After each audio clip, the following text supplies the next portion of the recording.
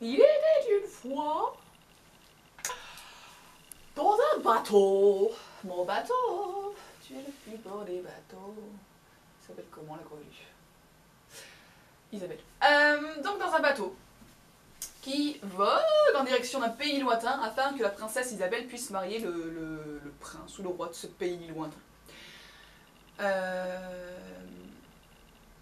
Le problème étant, c'est qu'en cours de route, le bateau essuie une tempête et il reste plus que le capitaine, Franck je crois qu'il s'appelle, le capitaine qui tient la barre tout seul.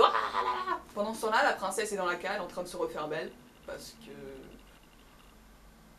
fille. Et avec sa nourrice qui est en train de courir partout, ah là là, mon dieu, on va mourir, on va mourir, on va mourir. Et puis la princesse elle fait, ah mais non, on va pas mourir, oh là là, ne t'inquiète pas, le capitaine va gérer la situation. Une fille qui va bien.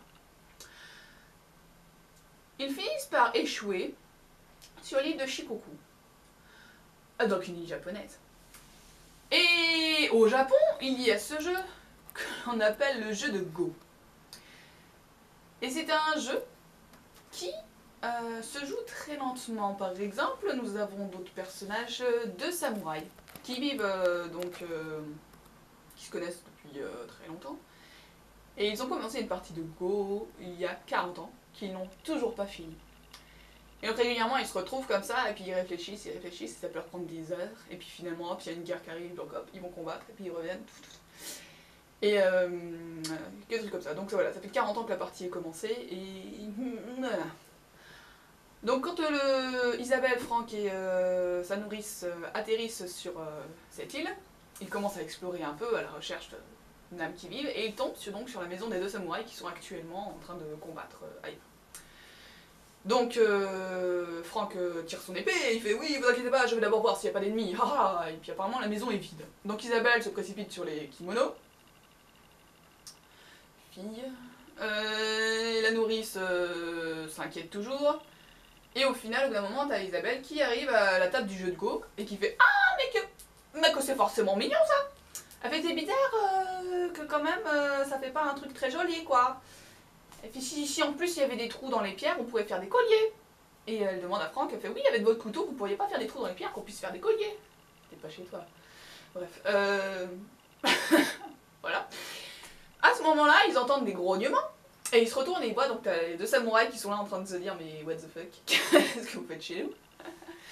Et donc Franck qui commence à expliquer, oui voilà, la princesse Isabelle doit se rendre à machin pour épouser machin, nanana.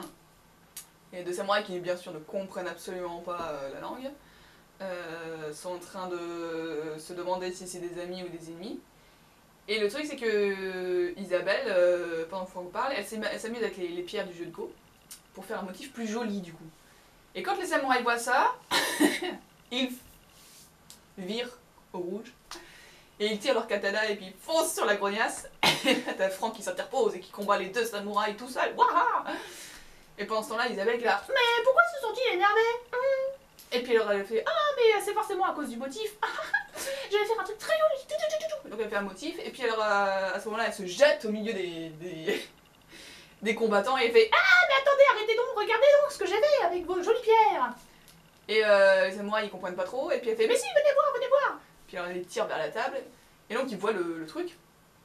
Et là, il y a le premier qui dit à son ami qui fait mon honorable frère, malgré mes connaissances médiocres au jeu de Go, je me vois, hélas, dans l'obligation de supposer que les blancs ont gagné.